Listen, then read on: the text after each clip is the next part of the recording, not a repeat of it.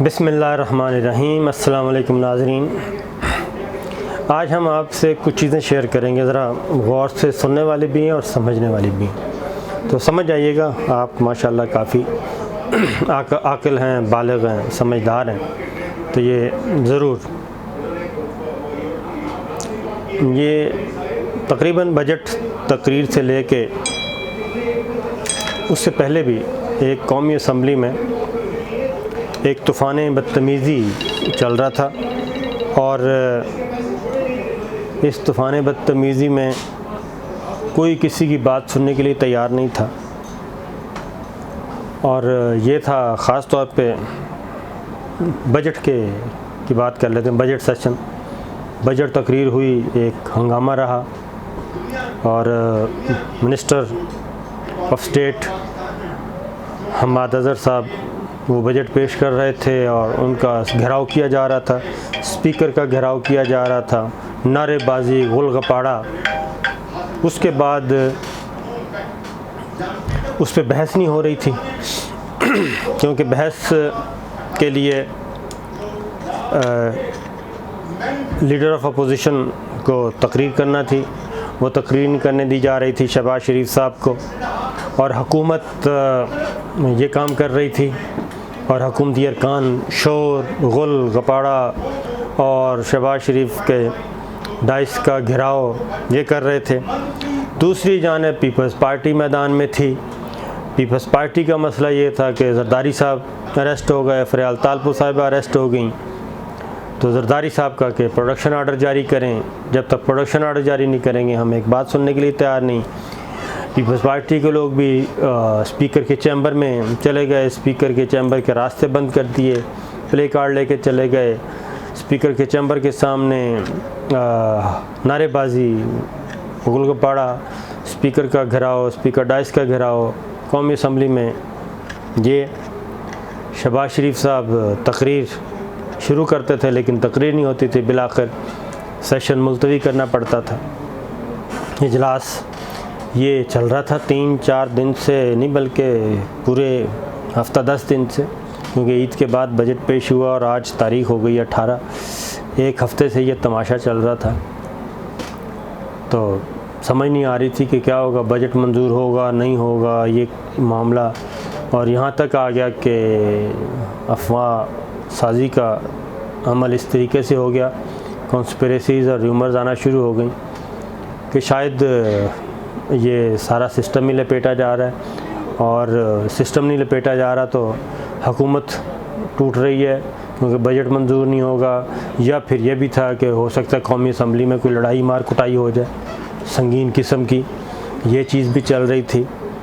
तो ये सारी कॉन्स्पिरेसीज़ चल रही थी और यहाँ तक था कि कहीं मार्शल ही ना लग जाए और इसमें नए इलेक्शन ना हो जाएं, असम्बलियाँ ना टूट जाएं, क्योंकि जब हुकूमत खुद ही ये काम कर रही है और असम्बली सेशन नहीं चलने दे रही, लीडर ऑफ अपोजिशन को बोलने नहीं दे रही, उसके बाद इस तरह की बातें आनी थी तो वारी। लेकिन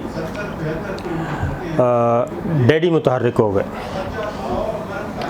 डैडी ये सारी चीज़ें देख रहे थे और ये सब कुछ ऑब्ज़र्व कर रहे थे और वो भी काफ़ी थे कंसर्न थे, तशवीश थी उनको कि ये क्या हो रहा है, ये मुल्क किस तरफ जा रहा है। इकॉनमी की हालत पहले ही बद से बदतर है और उसको ठीक करना है और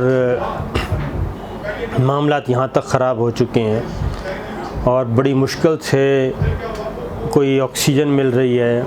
सऊदी अरब की तरफ से एक इन्वेस्टमेंट और एक बेल आउट पैकेज आया है, डेफर पेमेंट में फ्यूल है, लोग पाकिस्तान की तरफ देख रहे हैं। यूएई की गवर्नमेंट को तैयार किया गया है, वो इन्वेस्टमेंट कर रही है।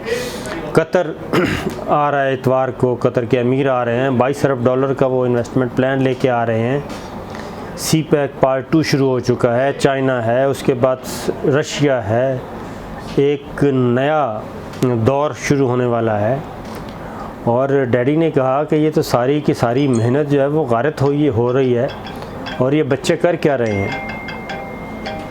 ये सब कुछ देखा जा रहा था और हकीकत भी यही थी कि आप खुद सोचें कि ये अगर सारा कुछ होता है, अनरेस्ट पैदा होता है, तो फिर क्या होना था। फिर तो एक क्योस था और ये जितनी भी है, ये जब तक आपके मुल्क में डेमोक्रेसी ना हो और एक तसलसल ना हो, गवर्नमेंट ना हो, वो उसके बाद तो फिर ये सारे धरे के धरे प्लान रह जाते हैं। और लग रहा था कि कोई इन सब को कोई ना कोई एक्सटर्नल करैक्टर है जो ये सब कुछ करना चाह रहा है और सिचुएशन उसी तरफ लेके जा रहे हैं। और इवन गवर्नमेंट भी बेवकूफ़ों की तरह वो भी उसका हिस्सा बनी हुई है एक ज़िद में आके। तो डैडी मुतहर्रिक हो गए। डैडी ने मुतहर्रिक होने के बाद अपने बुलाया एक बरखुरदार को और उन्होंने कहा कि आप इन सब को जाके फुल इंजेक्शन लगाएं और इनको बिल्कुल आप जो मैसेज दे सकते हैं दें कि ये इस तरह का तमाशा नहीं चलेगा।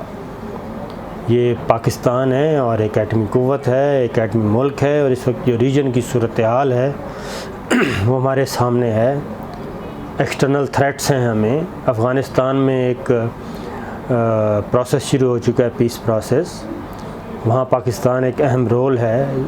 उसके बाद रशिया के साथ हमारे मामला चल रहे हैं, चाइना है, रीजनल प्लेयर्स इकट्ठे हो रहे हैं एक्सटर्नल थ्रेट्स को फेस करने के लिए। ये रीजनल प्लेयर्स आपस में बैठ रहे हैं और उसमें मेन जो प्लेयर है वो पाकिस्तान है। तो अगर पाकिस्तान ही ये इस तरीके से आपस में अपोजिशन और हुकूमत लड़ना शुरू हो जाएंगे, दस्तों गिरेबां हो जाएंगे, तो फिर क्या होगा। तो वो जनाब मैंने एक था बहावल नगर की, एक मैं आपको मिसाल देता हूँ। हमारे बहावल नगर में डॉक्टर ए मन्नान सिद्दीकी साहब थे, MBBS डॉक्टर थे और बांग्लादेश से उनका ताल्लुक़ था, लेकिन ईस्ट पाकिस्तान अलग होने के बाद उन्होंने वेस्ट पाकिस्तान में रहने को तरजीह दी और बहावल नगर में उनकी बड़ी इज़्ज़त थी। वो MBBS डॉक्टर थे।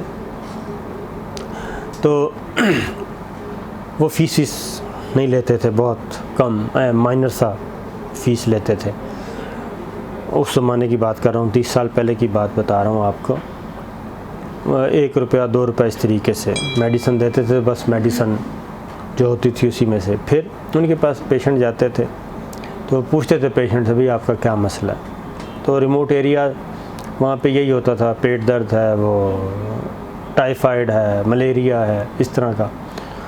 तो वो वहीं से बैठे आवाज़ लगाते थे। उनका एक कंपाउंडर था, वो था, उनका नाम था मुनसफ साहब थे। तो वो वहीं से बैठे आवाज़ लगाते थे, मुनसफ फुल वाइल, यानी उनको एक फुल वाइल इंजेक्शन लगा दें।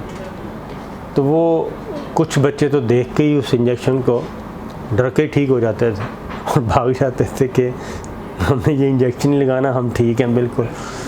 और कुछ लगवा के घर जाके कहते थे कि हमारा बुखार ठीक हो गया। तो डैडी ने भी यही कहा अपने मुनसफ से कि जाके इनको एक एक इंजेक्शन लगाओ, इन सब को जो बहुत बोल रहे हैं, और इनको कहें कि बिहेव करें। और उन्होंने, हमने देखा कि कल शाम जो सेशन हुआ उसके बाद सेशन मुलतवी कर दिया गया। और जब आज सेशन शुरू हुआ तो पता चला जी कि सबके दरमियान एक एग्रीमेंट हो गया और कोई हल्ला गुल्ला नहीं होगा। सब एक दूसरे की गुफ्तगू बड़े इत्मीनान से सुनेंगे और एक दूसरे को पार्लिमानी तरीके से जवाब दिया जाएगा। एक तकरीर, एक साइड से एक तकरीर होगी, फिर दूसरी तकरीर होगी, उसका जवाब दिया जाएगा। तो फिर वही ऐवान जो मछली बाज़ार बना हुआ था, मछली मंडी बना हुआ था, जो बोलने नहीं दे रहे थे एक दूसरे को, आज हमने देखा कि वो बिल्कुल सबको, वो क्या कहना चाहिए, क्या सूंघ गई है जी, एक मिसाल होती है कि सांप सूंघ गया सबको। वो बिल्कुल बड़े पोलाइट और ताबेदार बच्चे बन के बैठे हैं, हुकूमत वाले भी, अपोजिशन वाले भी, बड़े बड़े तोरखम जो थे वो भी सब A1 हुए हैं। और ना स्पीकर का घेराव हुआ, ना नारेबाजी हुई, ना प्ले कार्ड उठाए गए, ना शहबाज शरीफ की तकरीर के दौरान कोई खलल हुआ। शहबाज शरीफ साहब अपोजिशन लीडर, उन्होंने 4 घंटे तक अपनी तकरीर की, बहुत सारी बातें की, गलत भी की, सही भी की, लेकिन हुकूमत ने बड़े ही प्यार से, मोहब्बत से, इत्मीनान से वो सारी गुफ्तगू सुनी। उसके बाद आते हैं उमर अयूब साहब। उमर अयूब साहब ने नो डाउट बहुत अच्छी गुफ्तगू की। शहबाज शरीफ साहब की गुफ्तगू में काफ़ी सारी गैर मुतल्लिका मटीरियल था। बजट पे वो बहुत कम बोले, पॉलिटिकल ज़्यादा बोले, और उन्होंने ये भी कह दिया कि जनाब हुकूमत स्पीकर साहब से कहा कि स्पीकर साहब आपके इमरान खान साहब से बहुत अच्छे ताल्लुकात हैं, बहुत अहम रहनुमा हैं, आप इमरान खान साहब को हमारा मैसेज दें कि आप 1 कदम बढ़ाएंगे, हम 6 कदम नहीं 10 कदम बढ़ाएंगे आपकी तरफ। एक पैगाम दे दिया, रातों रात पता नहीं क्या इनकलाब आया। तो उसके बाद उमर अयूब साहब, उन्होंने बहुत मुदल्लल तकरीर की।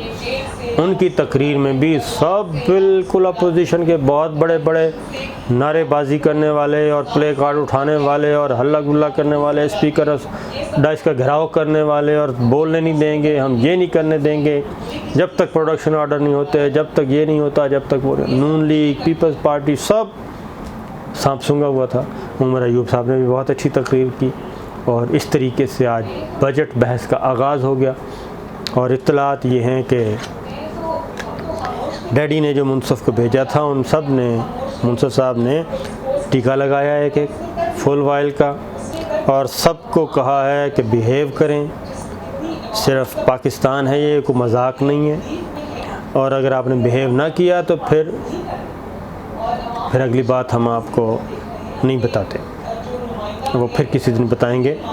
लेकिन फ़िल वक्त ये है कि सब कुछ कूल डाउन हो गया, बजट मंजूर होगा और सिस्टम चलेगा और हर कोई अपना रोल प्ले करेगा जो है। दूसरी जानिब इसहाक डार साहब वो असाइलम के लिए सरगर्म अमल हो गए हैं, क्योंकि उनका वक्त भी करीब आ गया है पाकिस्तान आने का, और उन्होंने भी जाके आज होम डिपार्टमेंट में असाइलम के लिए अप्लाई किया, और मुझे नहीं लगता कि उनको असाइलम मिलेगा, क्योंकि उनका केस का भी काफ़ी वीक है। फिर शहबाज शरीफ साहब ने एक बात की कि 10 कदम हम आपकी तरफ बढ़ाएंगे, लेकिन मरीम नवाज़ साहिबा ने लाहौर में आज उन्होंने कहा कि मैं जल्द से जुलूस के लिए तैयार हूँ। भाड़ में गई APC और भाड़ में गए आपकी मफाहमत, उन्होंने अपना मामला उधर खोल दिया और उन्होंने कहा जी मैं तो दिल से करूँगी। जल्द से क्यों करेंगी और वो क्यों ये सब कुछ कर रही हैं, ये हम आपको बताएंगे कल एक नई वीडियो के साथ। इजाज़त दीजिए, अल्लाह हाफ़िज़।